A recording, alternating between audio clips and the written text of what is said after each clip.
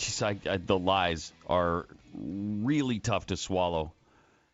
This new ad with Barack Obama, and it's from his campaign. He approved the ad, and they just continue the lie on the $5 trillion, which even campaign, what is she, deputy chairman, deputy campaign chairman, something like that. Stephanie Cutter has said, okay, it's not anywhere near $5 trillion, but it may not. The cuts may not exactly equal everything that they cut. Well, you don't know how much that would be. It might be $100. It might be $1 billion. It might be $0. Who knows? Romney has said it's going to be revenue neutral, meaning that it won't take away any more revenue than they're giving. So here's the latest ad, which is just it's mind-numbingly irritating. I'm Barack Obama, and I approve this message. I'm not in favor of a $5 trillion tax cut. That's not my plan. The Nonpartisan Tax Policy Center concluded that Mitt Romney's tax plan would cost $4.8 trillion over 10 years. Why won't Romney level with us about his tax plan, which gives the wealthy huge new tax breaks? Because according to experts, he'd have to raise taxes on the middle class. Okay, listen to that verbiage there.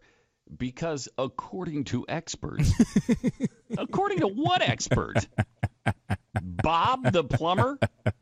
No. Frank down at the hardware store? Well, what expert? Frank is saying a middle-class tax hike is coming under Romney. Yeah, okay. Frank the All plumber. Right. No, it's funny because they actually do occasionally admit who they're talking about. They say, in fact, in one of their press releases, quote, in fact, Harvard economist Martin Feldstein and Princeton economist Harvey Rosen both concede that paying for Romney's tax cuts would require large increases on families making between $100,000 and $200,000 per year. Unfortunately, the Princeton professor Harvey Rosen, one of the two people mentioned, emailed the Weekly Standard and said this: I can't tell exactly how the Obama campaign reached that characterization of my work. It might be that they assume Governor Romney wants to keep the taxes from Obamacare in place, despite the fact that the governor has called for its complete repeal.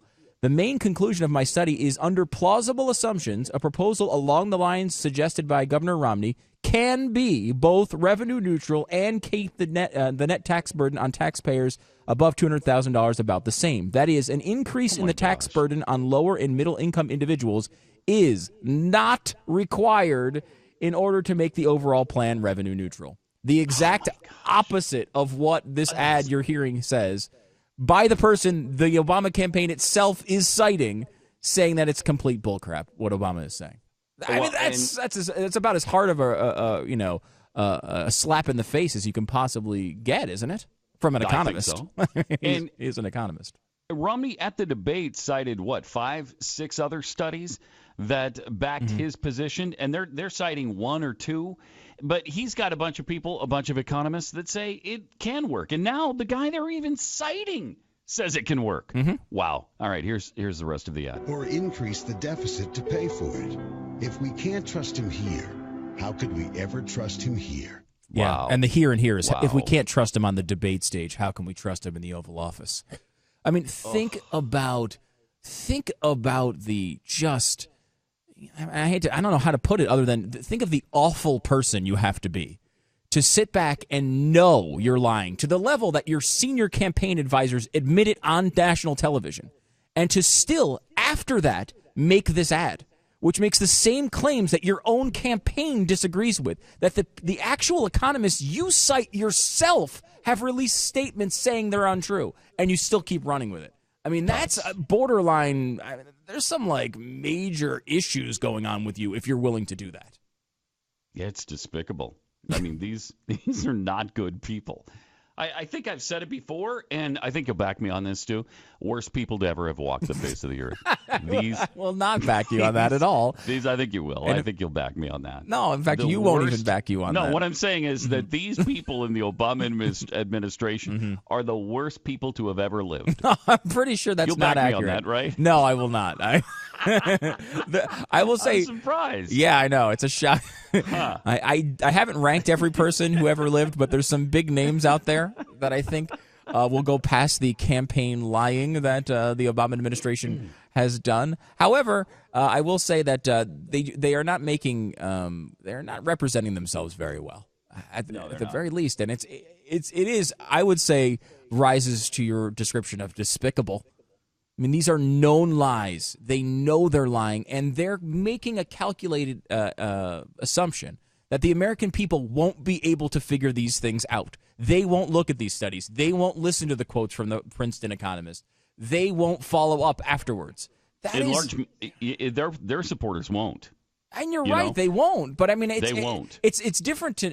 I mean, the fact that they're right about that does not make it any better. Oh, of course not. Of course not. But that's how they think they're going to get away with it. Is that they think there's enough people who support them who will just blindly follow them, just blindly hear them say with such conviction that Romney's lying and they're telling the truth that they'll just believe them. Yeah, I mean, think about this, Pat. Stephanie Cutter goes on TV, and she's cornered by Aaron Burnett from CNN, who we should give credit, who really went after her and held her to it and did a good job. Absolutely. This happens, and Stephanie Cutter is forced to admit that obviously, okay, yes, it's not going to be anywhere close to $5 trillion. I would say that she was probably reprimanded after that for admitting it. Her job is to say, no matter what, stick to the script. Even when you look like a... Yeah. Oh, they get in trouble for telling the truth all the time. Think about that. Oh yeah. Remember the mayor of who's a Booker? Cory Booker. Yes. Cory Booker. Mm-hmm. He got taken behind the woodshed.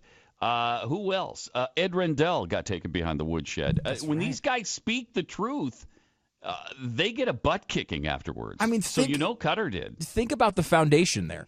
When you tell the truth, you get in trouble. Does that sound like the dynamic that's going to lead to a good quality presidency? Not to me, no. No, not to me either. No. I mean, that is disturbing. And, to the point that even Mitt Romney is now using the Stephanie Cutter audio in ads defending his position.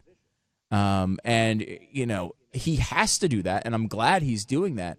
But in reality, the Romney administration shouldn't be able to use Obama campaign officials. They shouldn't. No, they shouldn't. When your campaign and your arguments are so bad, the other side is able to take your top campaign officials and use them in their ads, you're doing poorly. Yeah, it tells you something.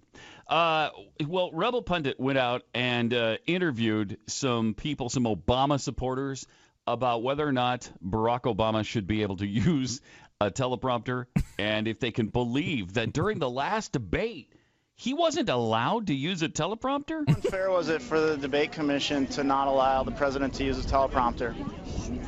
I didn't know about that, but it doesn't sound right. I think the debate commission should have allowed the president to use his teleprompter. Yes, I do feel that he should have been allowed to use that. Do you think it was fair for the debate commission to not let him use his teleprompter? That's totally unfair, actually. I mean... Totally why? unfair. Why would you not let him use his teleprompter? It's a good question. Mm-hmm. He brings up a good point. Why? Why can't they use teleprompters during the debate? Right. Have you ever thought of that? I'll bet you haven't. Yeah. You think it was fair for the debate commission to not allow the president to use his teleprompter last night? I don't know. I don't think it was necessarily unfair. Sometimes you can get nervous, so it might be nice to have something to back you up. Sure it was unfair. Romney made a point or two, but Obama's still gonna win. Because the point is that he has not had a fair shake. Yeah. He took on a lot of mess, That's true. and he just didn't accomplish it all in 4 years. Yeah, I mean, he's only had 4 years so far. Yeah.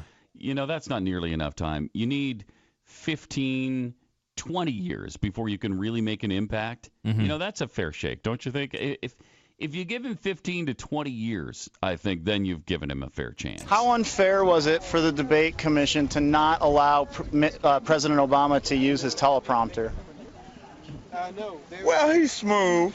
They're going to take any advantage they can. Yeah. Do you think it was unfair for the debate commission to not allow the president to use the teleprompter?